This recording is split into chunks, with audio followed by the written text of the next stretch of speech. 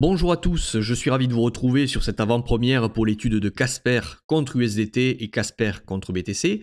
Sachez que l'avant-première, cette vidéo a été tournée le jeudi 8 décembre 2022, ok, et vous la visionnez plus tard. Vous avez l'impression d'un live, mais ce n'en est pas un. Je suis en revanche en même temps que vous en train de la regarder à sa sortie, et donc dans l'espace commentaire, je serai là pour répondre à vos questions si vous en avez.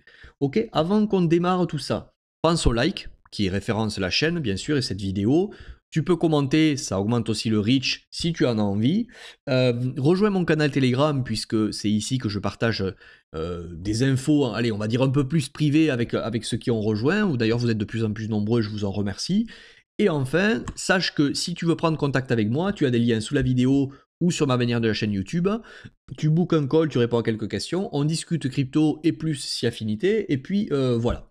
Je pense que j'ai à peu près tout dit. On va démarrer donc Casper contre SDT pour l'investisseur. Donc on va rester sur des unités de temps monthly, weekly, voire daily pour si on aborde un peu du swing trading. Ok. Et puis je pense que c'est à peu près tout. Alors on est parti. Sur Casper, donc je suis en logarithmique parce que cette mèche me dérange et je suis en monthly pour débarrer. Ok. Alors ici sur Casper, qu'est-ce que je peux froidement. Alors encore une fois, on n'est pas sur une chaîne de fondamentales, j'ai mon propre avis bien entendu. Moi, je suis là pour analyser Casper, tu le sais, de manière la plus rationnelle possible, sans émotion, en me basant sur l'analyse technique, week-off, le placement des liquidités, okay, la fractalité du marché, et essayer de voir qu'est-ce que peut donner, qu'est-ce que me montre le graphique et me dit au sujet de Casper. C'est tout. Pour le reste, chacun se fait son propre avis sur le fondamental, on n'ira pas plus loin. Ok. Alors, je vais commencer par vous tracer une trendline, ok, qui me paraît. Alors là, on est en logarithmique. Hein. Normalement, sur du logarithmique, on ne trace pas du linéaire. Mais bon, c'est pour me faciliter la tâche. Donc, cette mèche, je ne la prends pas en compte, ok. Il y a eu un excès trop haussier. Hop, je prends ici. Donc, ok. Tu vois bien qu'en logarithmique, la trendline, là, on est loin de la trendline, mais on ne met pas du linéaire sur du logarithmique. Ok, je ne vais pas rentrer dans des cours de mathématiques, mais tu vois bien que là, quand on passe en non-log, on est vraiment de l'autre côté de la trendline. Donc, cette trendline est cassée, donc pour moi, elle n'a plus sens, on va l'enlever. D'accord. À peu près là, en monthly, est-ce que j'ai une autre trendline pertinente à tracer? Non, pour l'instant, non. Je voudrais te parler de ça, et c'est ce qui va lancer les festivités sur Casper. Alors, est-ce que ça, et c'est la grande question, on va repasser en log, est-ce que ça c'est bullish ou c'est bearish? Est-ce que le biais long terme monthly, ok, le fractal du marché, est-ce qu'il est baissier ou est-ce qu'il est haussier? C'est important parce que c'est ce qui va nous déterminer si Casper peut faire un nouvel ATH ou pas. Alors, tu le sais, la théorie de dos, c'est tac, tac, tac, tac, tac, ok, si on fait des hauts de plus en plus bas et des bas de plus en plus bas, on est baissier. Et inversement, si on fait tac, tac, tac, tac, tac, ok, c'est de plus en plus haut, on est haussier. Alors, est-ce qu'ici, au final, le fait que l'on ait cassé ce plus bas, avec ici, hein, avec cette bougie, ok, nous fait dire que Casper est effectivement baissier, sur le long terme, en monthly, ok, en trimestriel, ce que tu veux, ou est-ce que Casper, non, est bullish? Je veux dire, il faut, même si on aime Casper, il faut être rationnel, d'accord? Certains diront c'est bearish, d'autres diront pas forcément. Pourquoi? Je le rappelle, pour des concepts de week-off, de liquidité, ok, lorsqu'on casse un niveau important, il y a deux significations. C'est soit, hop, c'est soit on est comme ça, ok, on est bullish, et d'un coup on vient casser un niveau, ok, important, mais finalement c'est pour réaccumuler et aller faire des plus hauts, ok, tu le sais, le marché il est jamais proprement comme ça selon nous, on a plutôt un marché qui ressemble à ça. Tac, tac, tac, ok, on casse la structure, on fait un plus haut, tac, tac, tac, tac, ok, un plus haut, hop, on vient casser la structure, on refait un plus haut. Le marché ressemble souvent à ça. Et au final, si tu commences à écouter tous les bruits de marché, ok, c'est pas des bruits, ce sont entre guillemets des manipulations de marché pour réaccumuler et aller plus haut, tu te fais biaiser, tu passes bullish, puis bearish, puis bullish, puis bearish, ok. Ici, sur un marché comme ça, les plus bas qu'il faut prendre en compte, c'est celui-ci, celui-ci. Les plus hauts sont celui-ci, celui-ci, celui-ci. Donc on est bien bullish, mais il y a des cassures de structure. Pourquoi? Pour prendre de la liquidité. Je vais t'expliquer tout ça. Quand on casse ce niveau-là, en dessous, il faut bien comprendre qu'il y a eu énormément de liquidités vendeuses de créer. Pourquoi? Puisque lorsqu'on casse un niveau majeur, il y a à cette bougie-là ceux qui ont paniqué, qui ont sell market, qui ont vendu, ok, donc liquidité vendeuse, et il y a aussi les stop loss de tous ceux qui ont pris des longues, des achats ici. C'est-à-dire que les swing traders qui ont acheté dans cette consolidation, ok, par exemple au breakout de cette bougie monthly, ont placé leur stop loss où? Ici. Et leur SL, les stop loss de gens qui achètent ici, ce sont des sell market, donc des ventes également. Donc, lorsqu'il y a une cassure sous la TR, sous la trading range, ok, on pourrait appeler ça d'ailleurs TR.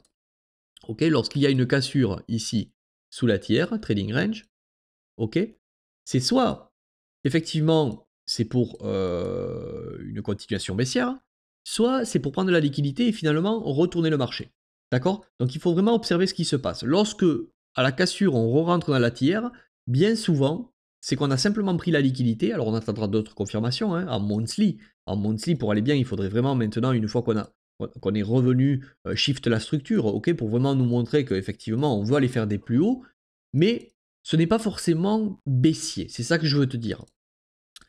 Donc on va passer maintenant en weekly pour essayer de voir sur Casper où est-ce qu'on aurait un point optimal pour prendre un swing investissement et éventuellement voir si on peut le faire. Voilà. Mais c'est pas parce qu'on est amoureux du fondamental et qu'on aime le fondamental de Casper qu'il faut à tout prix acheter n'importe quoi.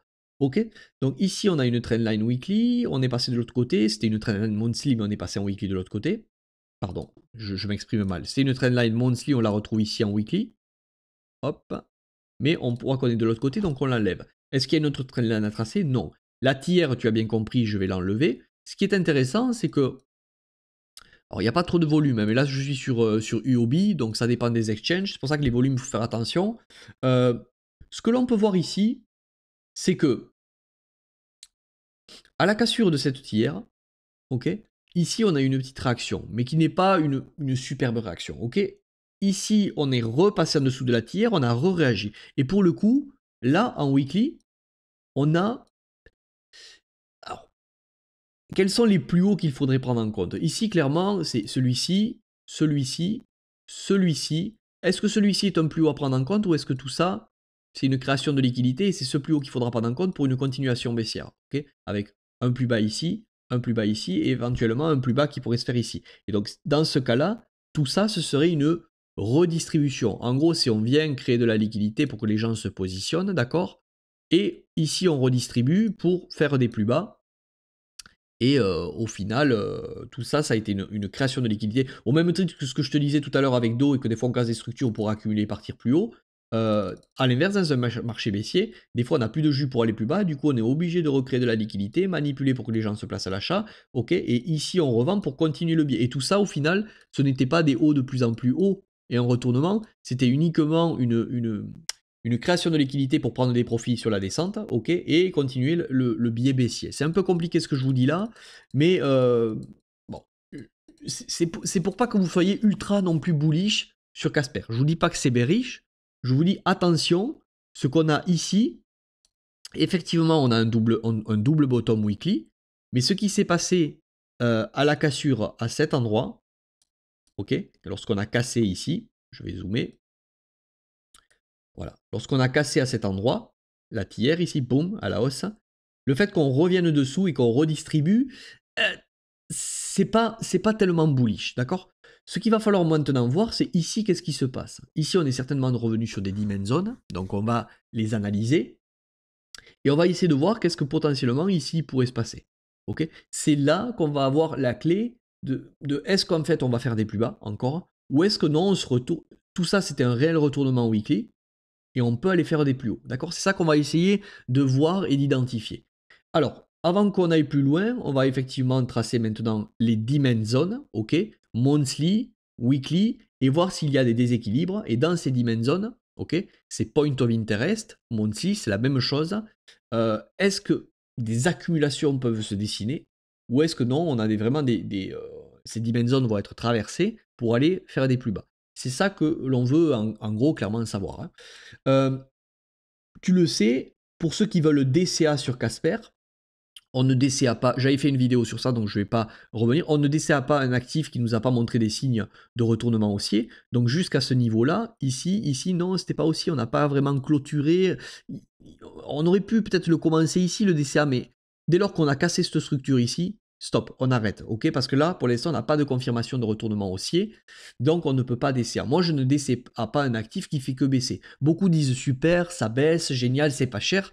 Oui, mais s'il faut l'avenir de Casper, tu le connais pas. C'est ça, c'est ça, c'est ça. Ici, on a juste une redistribution. On va faire encore des plus bas, et on fera un bottom plus bas ici, ok? Peut-être qu'il va se retourner, mais tu n'es pas sûr qu'il va se retourner, et peut-être qu'un jour le projet va mourir. Il y a plein d'exemples à crypto qui font que des projets c'était l'avenir, et un jour ils meurent. Et quand ils meurent, ben, tu te retrouves en DCA, un truc qui n'a fait que baisser, ou qui au mieux n'a jamais pumpé, et tu as immobilisé ton cash dans un actif qui n'a rien fait. C'est pour ça que, attention, les limites du DCA.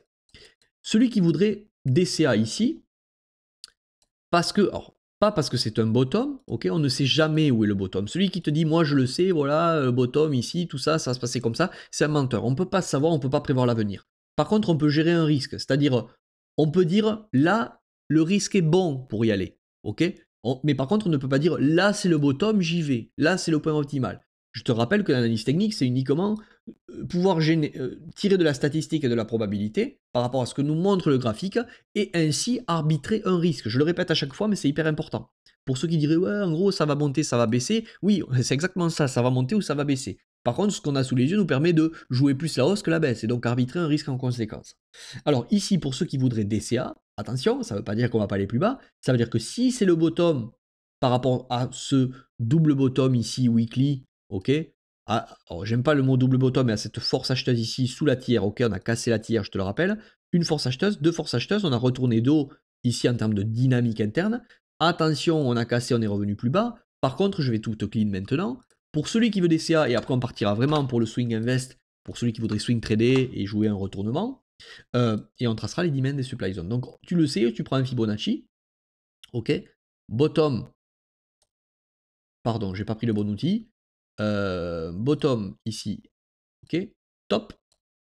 Et donc, tout ce qui passe sous le ratio 0,618, ok, donc au-dessous des 0,348, tu peux le DCA, ok, c'est intéressant. Donc tout ce qui passe en dessous cette zone-là, hop, voilà.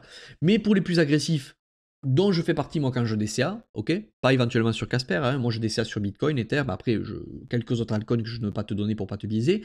Pour les plus agressifs et ceux qui veulent optimiser encore plus, c'est sous le ratio 0,786, donc sous les 0,0293, d'accord?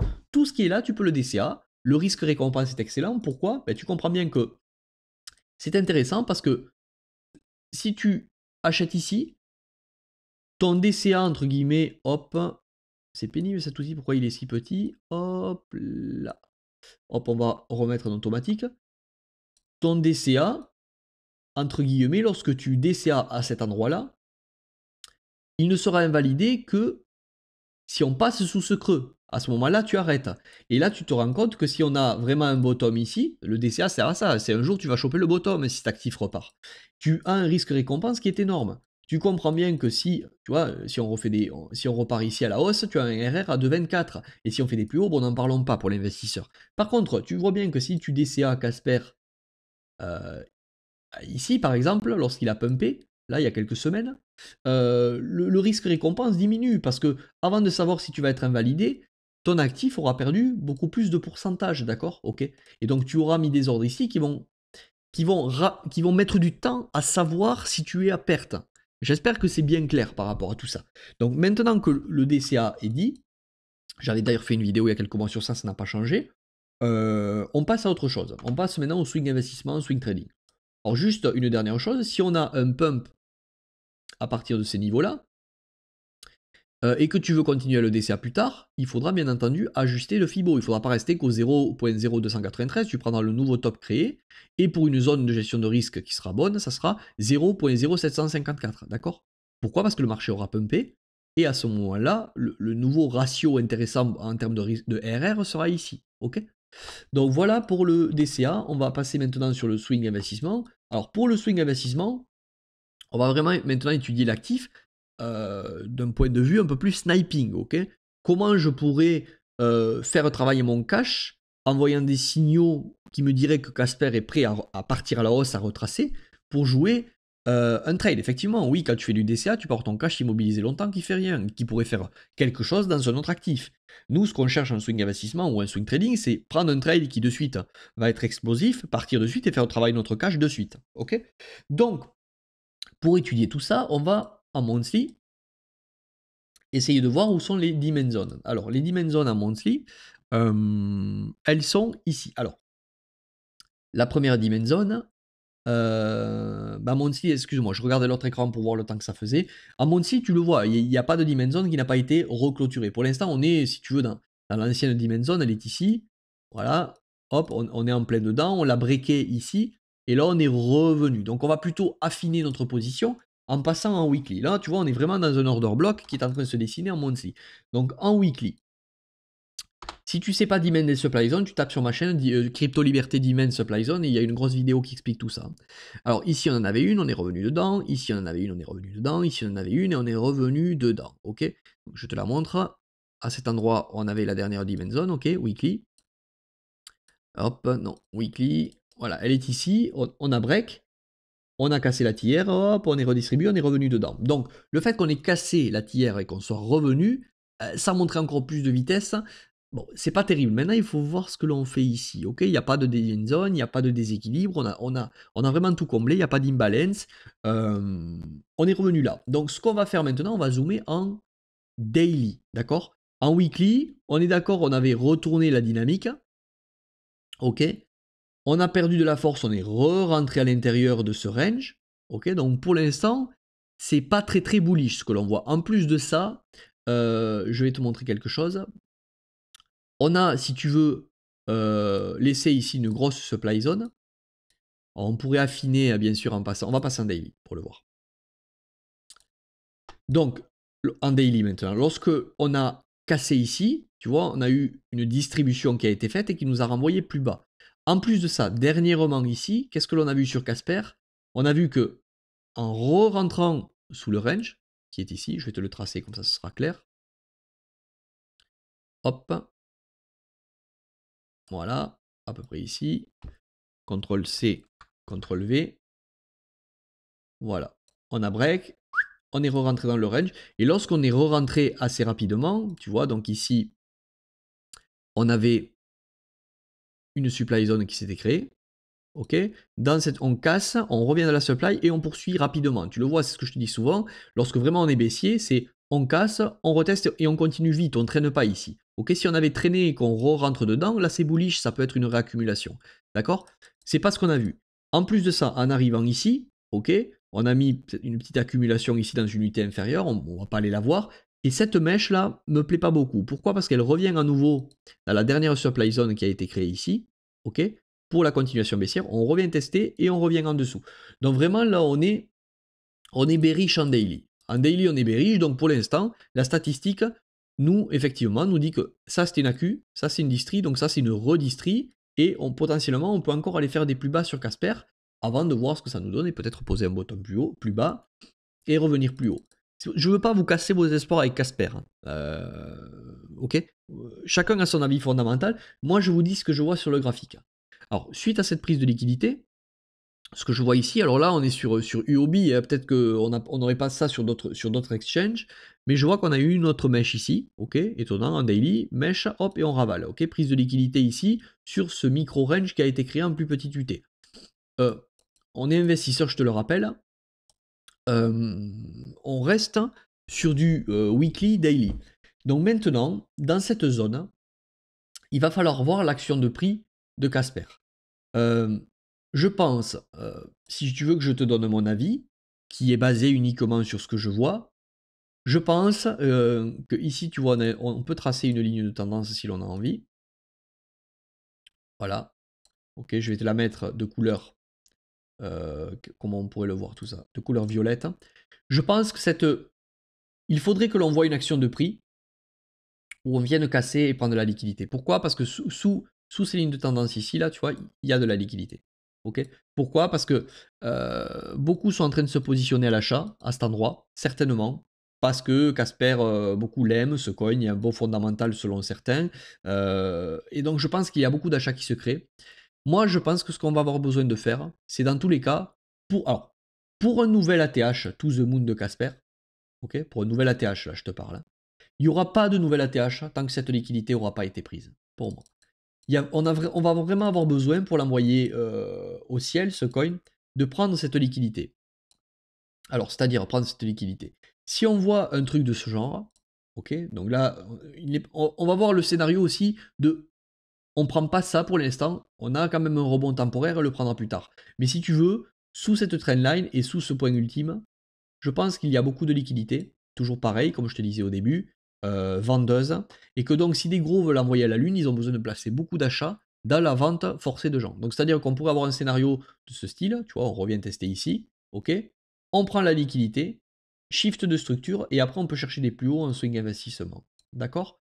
Donc sache que, voilà, ce scénario, il est fortement possible, tant que l'on voit ça, tant que l'on voit cette dynamique qui est baissière long terme pour l'instant. Et en plus de ça, on aurait pu penser qu'à la cassure, comme je te disais au début, de ce bottom, on ait une réintégration, c'est ce que l'on a eu. Mais ici, à la cassure, on est revenu dans la cassure de cette trading range, on est revenu dedans. Donc pour l'instant, c'est la redistribution qui se joue pour moi.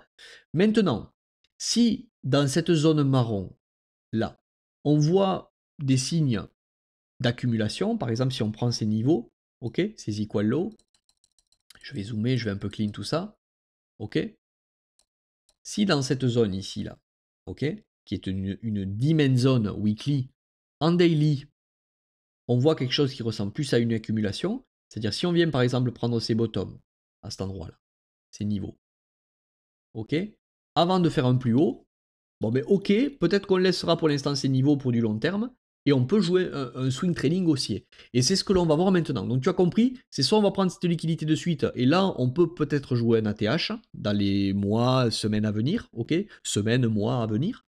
Soit cette liquidité pour l'instant la laisse tranquille, ça n'exclut pas que l'on peut aller faire des plus hauts pour jouer un swing trading, ok, qui peut être sympa hein, en termes de RR et de pourcentage à gagner. Par contre, il faut voir ce qui se passe dans cette zone marron, là, court terme, entre guillemets, court moyen terme. Ok. Et ce qui peut nous laisser penser à un scénario haussier, c'est si on venait avoir une prise de liquidité de ces equal low daily qui se sont créés. C'est-à-dire quelque chose de ce style, tac, tac, tac, hop, ok, fake out. On revient prendre cette liquidité. Pourquoi pas on revient mettre un deuxième spring ici, prendre la liquidité de ces bottoms là, ok, et un gros chiffre de structure, une grosse intention haussière qui nous dit ok, en daily, potentiellement on a retourné et on est prêt à y aller. Et à ce moment-là, sur ce pump ici, ok, si on a de l'imbalance, du déséquilibre qui se crée, on aura forcément une nouvelle demand zone qui va se créer, ok, une demand zone qui sera en fait la chasse à la liquidité avant le switch. On pourra tracer cette demand zone et dans le retest de cette demand zone, tu pourras chercher des positions. Donc effectivement, ça peut se jouer. Et là maintenant, on va voir en termes de swing trade ce qui peut se jouer. D'accord? Les targets, si tu as investi dans Casper et que tu veux te délester, je vais vous donner en gros les targets de vente si on a un rebond de Casper là, suite à cette intention haussière, sans aller faire de plus bas. Ok? Par rapport à ce qui se passe dans cette zone marron. Alors on va repasser en weekly et maintenant je vais vous donner des targets éventuels de vente sur Casper. Alors, ok. Donc, sur Casper, si tu veux jouer le swing trade, par rapport à ce qui se décide encore une fois ici, on peut prendre en position, alors je te le dis approximativement parce que pour l'instant on ne le connaît pas, on ne connaît pas la suite là pour l'instant. C'est que de la supposition qu'on a une AQ, un chiffre de structure et on reviendra prendre un point d'entrée ici rationnel par rapport à ce chiffre de structure. Donc on pourrait prendre un point d'entrée par ici, ok. Bien entendu, alors hop, je vais renlever le log. C'est pénible cet outil là, oh là. Ok, on remet le log, on se met en automatique. Voilà. Donc on se protégerait. C'est pas possible à ce. Voilà. Ok, on se protégerait à peu près sous ses plus bas. Bon, je te le fais pas au pips près, mais tu as compris le délire. Le RR est intéressant à jouer sur Casper. D'accord? Pourquoi le RR est intéressant à jouer? Ben parce que c'est un actif qui a quand même beaucoup retracé et qui a une possibilité, s'il rebondit, d'aller refermer des supply zones qu'il a laissées au-dessus, ok, de l'imbalance. On va justement les identifier. On va passer en monthly. Ok, en monthly, Alors, je ne te l'ai pas dit au début, mais j'attire ton attention. Alors, je vais enlever ce trendline, tout ce qui ne nous sert plus à rien ici. On va parler maintenant des targets de vente. Hop.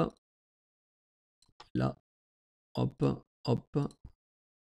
Ok, on enlève tout ça. Si vous avez des questions, allez-y à droite. Hein. Donc, en monthly, par contre, je ne te l'ai pas dit tout à l'heure.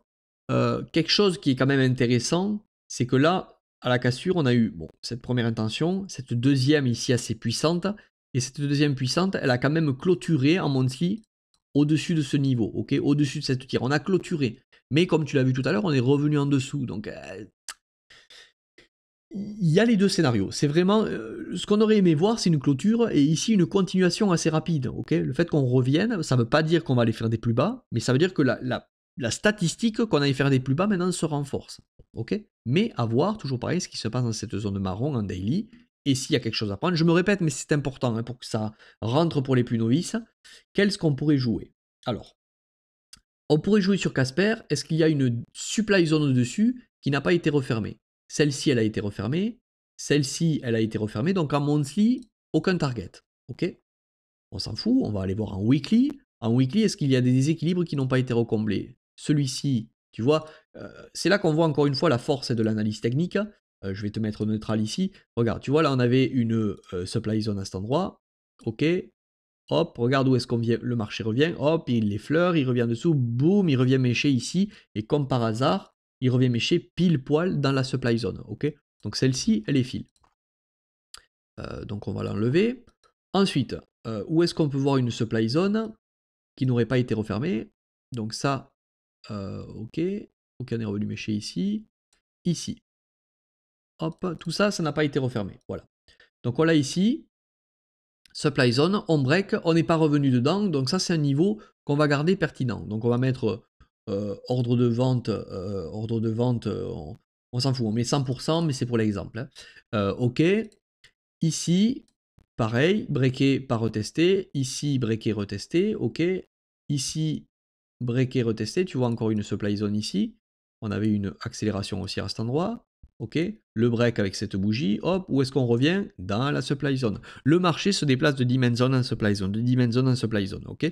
Il est mécanique, il y a un order flow des gros de la smart money qui est respecté, quel que soit le fondamental. Le fondamental nous donne la ligne sur le long terme, ok, mais il ne nous donne pas le timing de quand acheter et quand vendre le fondamental. Ok, c'est un peu comme le macroéconomique en bourse. Le macro, des fois, il y a tout qui est bearish, il y a tout qui appelle à la récession, mais pourtant le marché il pump.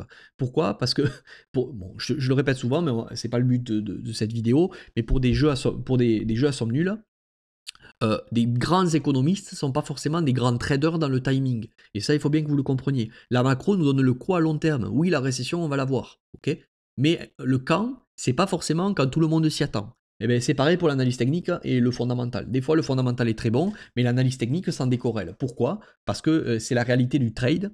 Qu'est-ce que font les acteurs de ce marché, ok, et qu'est-ce que font surtout les gros? Alors, on a maintenant repéré les zones de vente, ok, potentielles. Donc, pour récapituler, et on n'ira pas sur BTC parce que Casper BTC c'est à peu près similaire à Casper USD, ok. Il y a peut-être un peu plus de force qui est donnée, là j'y suis passé, je suis sur Casper BTC, ok. Il y a un peu plus de force qui a peut-être été donnée, tu vois, avec cette bougie en weekly, celle-ci là, la bougie du lundi 17 octobre, elle a quand même clôturé au-dessus de cette tiers, tu vois. On le voit ici, elle a clôturé au-dessus. Donc là, on a quand même bien shift la structure. Et ce qui m'intéresse sur Casper BTC, c'est que tu vois, ici, là, sur ce double bottom que l'on a fait, donc pareil, sur Casper, on a pris la liquidité sur Casper BTC, hein. On est venu boum, boum, prendre la liquidité, une première réaction, une deuxième réaction avec une clôture au-dessus de cette tiers. Et ce qui est intéressant, c'est que pour l'instant, oui, on est repassé dessous, mais on a l'air de tenir au-dessus de celle-ci. Ok, donc là, on a vraiment ce double bottom, on a inversé dos, ok, mais on n'est pas revenu aussi creux que contre USD. Donc ça veut dire quoi? Ça veut dire potentiellement que Casper contre USD peut retracer, ok? BTC peut aussi retracer contre USD, mais ça veut dire que s'il y a retracement du marché, s'il y a baisse du marché, Casper peut baisser moins que BTC, ok? C'est pour ça que ça se témoigne sur un Casper contre BTC qui ne redescend pas aussi creux que contre USDT. Ça veut dire que tu peux, grâce à Casper, gagner du BTC. À l'avenir, on peut très bien avoir un truc du style tac, tac, ok, boum, boum, et une dernière vague haussière. et après peut-être potentiellement un retournement. Mais il y a peut-être un trade à jouer ici. Pourquoi? Parce que ça a l'air de tenir. Ça a l'air de tenir. Alors, je te fais bien la nuance. Si tu prends un trade Casper contre BTC, grâce à Casper, tu peux gagner du BTC.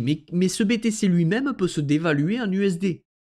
Mais si tu estimes que BTC n'est pas loin d'un bottom maintenant, hein, au jeudi 8 décembre 2022, le BTC est à peu près à 17 000 $, si tu estimes que BTC est proche d'un bottom, c'est intéressant grâce à Casper de gagner du BTC, même si ce BTC à court terme dévalue en valeur dollar. Ok?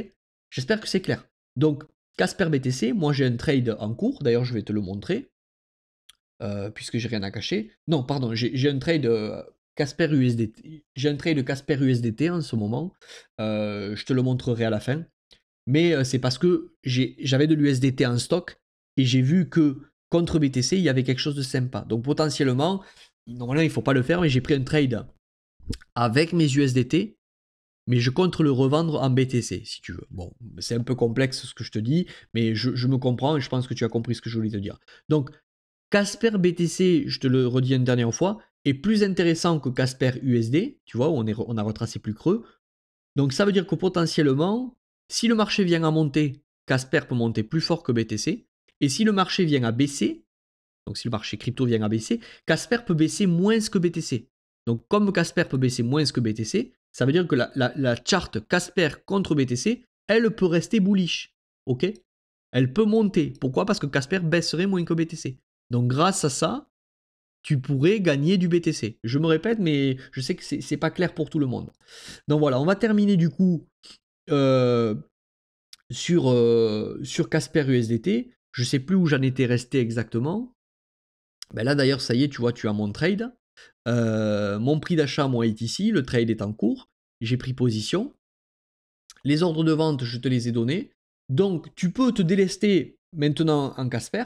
Ok, donc un trade, je te le rappelle, c'est qu'une question de risque-reward. Mon trade que j'ai pris doit être celui-ci. Hop, j'ai enlevé, je ne vais pas aller sur Binance pour voir mon stop loss, mais soit je me suis couvert ici pour être très agressif, sous cette accumulation, soit j'ai mis, sous cette accumulation potentielle, soit j'ai mis mon stop sous ce niveau-là, ok, sous la Dimension Zone Weekly, ou soit j'ai mis mon stop sous ce niveau. Je pense, il faudrait que j'aille revoir que j'ai mis mon stop sous ce niveau. Et donc, qu'est-ce que je vais target ici? Je vais target les supply zones que je t'ai donné tout à l'heure. Ok, je te les montre. Ok. Donc, la première supply zone ici, à 0.0732. C'est un niveau où si toi tu es investisseur, que tu as laissé un peu Casper trop haut et que tu voudrais te délester, tu peux te délester à cet endroit. Tu as une autre zone de prise de profit qui était cette supply zone ici weekly, ok, qui est à 0.1473. Donc moi ce trade il vaut le coup parce que si on arrive déjà sur ma première zone de profit où je vais prendre 25%, je suis déjà sur un RR de 6,58. Ok, donc c'est intéressant. Si j'ai pris ce bottom, je ne sais plus si j'ai pris ce bottom ou si je l'ai joué un peu plus serré, ok, pour essayer d'avoir un risque-reward plus important. Là, je suis vraiment sur un RR de 9 déjà sur ma première prise de profit. Ok, donc admettons on est ici. Si on va target le plus haut ici, ok, donc là on est sur un RR de 17. Donc pour récapituler et on va clôturer cette vidéo avec ça, Casper peut être intéressant pour un rebond en swing trading.